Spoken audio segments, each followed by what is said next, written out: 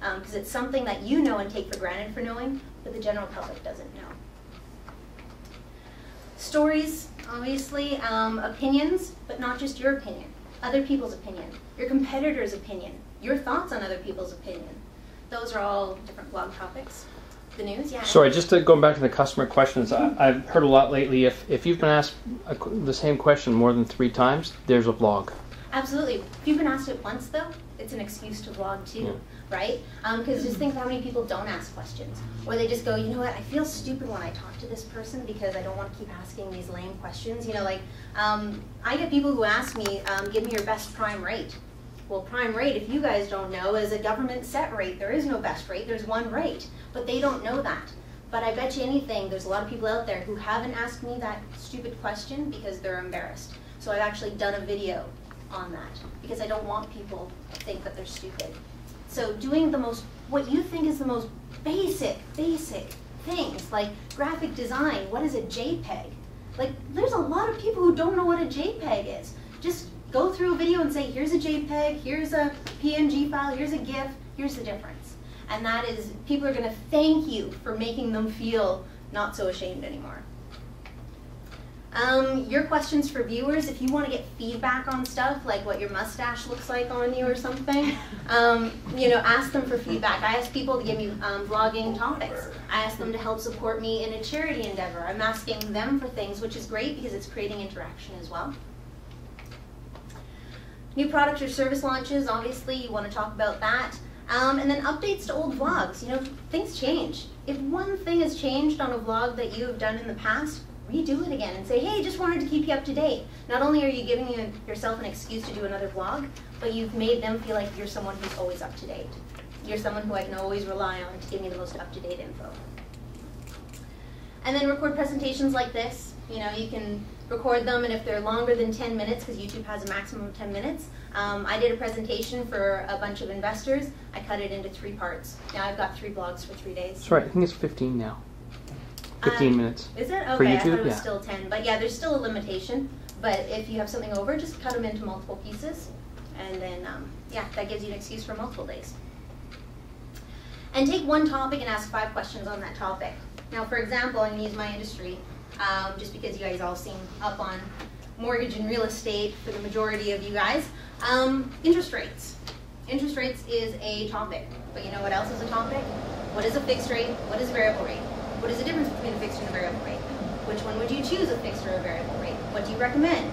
What do other people recommend on a fixed or variable rate? How do you qualify for a variable rate? How do you qualify for a fixed rate? How do fixed rates move? When do they move? Why do they move? Same with variable. That's like 12 topics right there, and all of them are answering a different question. And that's the important thing to realize. Have you guys ever been around a dinner table and someone's like, oh, who's in that movie? I can't remember, and then you're immediately on your phone trying to figure out what it is?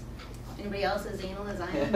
Okay, because people want an instant answer, right? And so when you want an instant answer, you're looking for someone who is answering that specific question, not someone who's going, here's a whole thing about this movie. You're wanting to go, no, who was the actress in that movie? That's my question, not tell me, you know, a synopsis of this whole movie. Same thing with your industry. You don't want to have broad topics. You want to answer questions quick.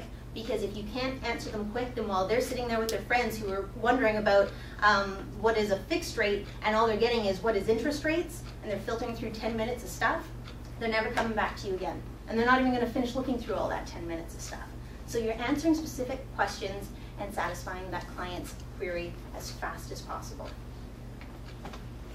Organizing your strategy. Choose a customer question. First thing you need to do. And then choose long-tail keywords, which is a whole other presentation in itself. But to give you an example, does everyone know what a keyword is? When you type things in, you're typing in keywords into Google and stuff. So for example, if you're looking for cell phones, you might type in cell phones, right? That would be a keyword. A long-tail keyword is something more specific and long-tailed. So for example, if I put in iPhone 4G cell phone, that would be a long-tail keyword. Now, what is the difference between these two? One of those search terms is closer to conversion than the other one.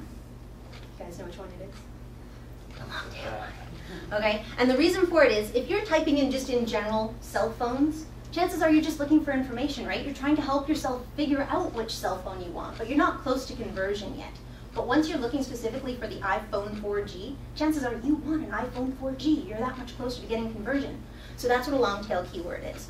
And that's why, you know, if ever you're trying to buy Google AdWords and you guys are out there trying to be the top of typing in real estate Vancouver, you know, forget about that. You want to get more specific than that. You want to be Point Grey, Vancouver real estate, or something more specific, because you're hitting, for one, your cost per click is going to be a lot lower, and your chances of conversion is that much higher because you have someone who knows what they want, not someone still in the inquiry stage. Okay? Choose 3 to 5 points about this question, no more. Okay, if you're talking about real estate in a whole blog, obviously that's going to be like a million-hour blog. But if you're talking about the market as of today, choose 3 to 5 points and stick to that. That way your video will be under 2 minutes. It'll be concise and you'll stay focused. Consider the mood and goals of this question. A good example of this is if you are trying to, if you're working with a charity and you're trying to get people to give you money, chances are you probably shouldn't be wearing a Breitling watch. You shouldn't have your Porsche parked out in the background through the window, and you shouldn't have really expensive stuff around you, because then they'll go, you're trying to get money from me when that Breitling could pay for like 1 million families this Christmas? You know, like, think of the mood that you're trying to convey and remain consistent with it. And that's just marketing 101. Remain consistent with your message.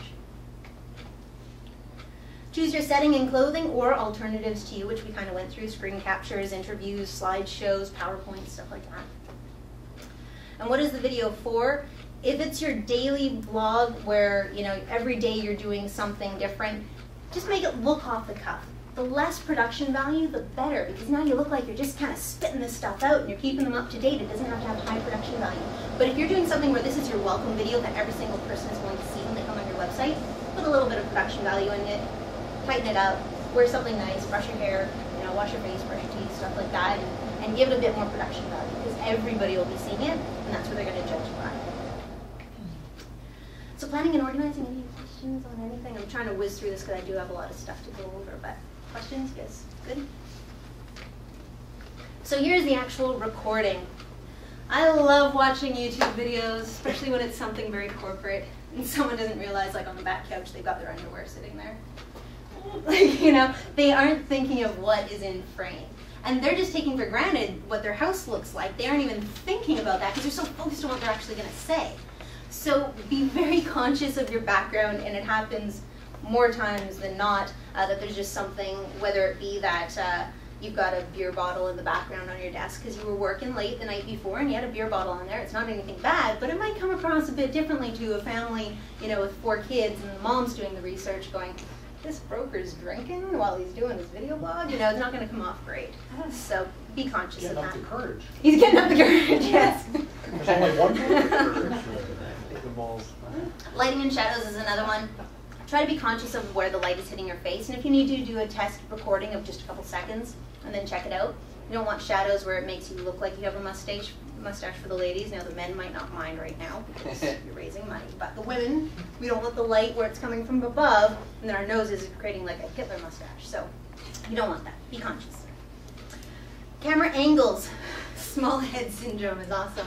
It's where you've got the camera too low, and so your body looks monstrous compared to your head, or vice versa. Your head looks massive on a tiny body because your camera's too high up, or if it's coming from below, you're looking up your nostrils. All these things that, again, you're taking for granted. You're not even thinking about how someone else is looking at the video because you're so focused on what you're saying. So be conscious of the angles. Know where your camera is and look at it. There's this woman who drives me crazy. She does video blogs, but she never looks at the bloody camera. And I swear she's actually looking at the flip part of her camera, so she's staring at herself while she's talking. And it just drives me crazy because you're not creating contact with anybody. You're not building that rapport. So look at the camera, okay? Just do it. Especially with a webcam, you can always tell because the cameras are right above, but they look at themselves on the screen while they're watching it, and you're just like, it's just really funny. So sound and volume, again, the wind, noise, dogs in the background, stuff like that, but also that your own projection is coming across. You may not know that you mumble, and even when you watch yourself, you might notice that you, or might not notice that you mumble, but other people do find that you do. So ask for other people's feedback. Colors and patterns, camera settings, clothing, don't have your shirt the same color as your background, stuff like that. And this is the biggest trick that I did in the beginning when I was getting started. Right behind my camera I had a small whiteboard with my 3 to 5 points on it. So if ever you feel like you've lost train of thought, or you can't remember what your next point was or something like that, you've got that as a backup. It's right behind your camera, so nobody notices when you're just, it looks like you're just thinking for a second, right? You're like, oh yeah, that's my next topic, you know? But they don't, it doesn't look as bad as someone who, for example, there's other people who do vlogs and they've got their notes right out in front of them. Well, what that's doing is people are second guessing whether you actually know what you're talking about. Because they're like, why do you have to look this up? You know, don't you know what you're talking about? So having the notes behind you is a good backup to keep you focused. Make sure that you're staying on track and not going on tangents, but still keeping your credibility there. Make sure your props are on hand. It always sucks when you get started and you go to show them something and it's in the other room, so get that going. And don't be fake and don't stage too much. There's this one guy, actually a lot of you probably actually know, he did a vlog that was actually him sitting in a hot tub with wine and a chicken bikini talking about images. And that was very fake, obviously, you know, like a little staged. Do you guys know him? I don't know. Larry. No, it wasn't him. But he's a young kid, and he actually apparently does very well. But with videos like that, again, it's not staying consistent with your message to your target audience, unless that is his target audience.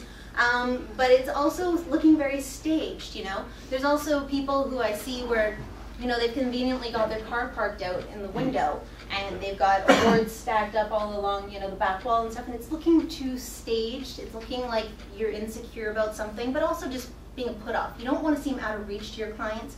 You want to seem attainable to people, like you can talk on their level and not talk down to them. So don't stage, don't be fake, be yourself. Content, as I mentioned, 2 to 4 minutes, tops, especially to start. Don't do anything more than that for like at least a few months. And 3 to 5 points per topic. Don't cover everything in one blog. And your first line of your blog, besides introducing yourself, should be the question you're going to answer. Because again, someone's not going to wait until the end of the blog to find out what it was you were telling them. They want to know now so that they don't waste the next 2 minutes or 5 minutes of their life listening to you talk about something they don't really care about. So that should be your first question. Strong closing. Always thank them. And also in Sales 101, what are we always told when you're closing up your sales presentation? Ask for the sale. You betcha.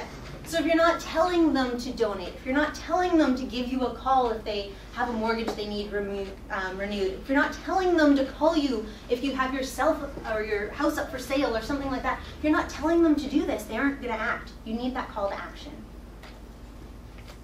And always put your contact info, of course, on there too. What's nice about the videos is it can be a frozen screen, so they can, you know, put it on pause and write down your info. Ask your customers questions. Don't flaunt your knowledge. You know, just again staying attainable to them.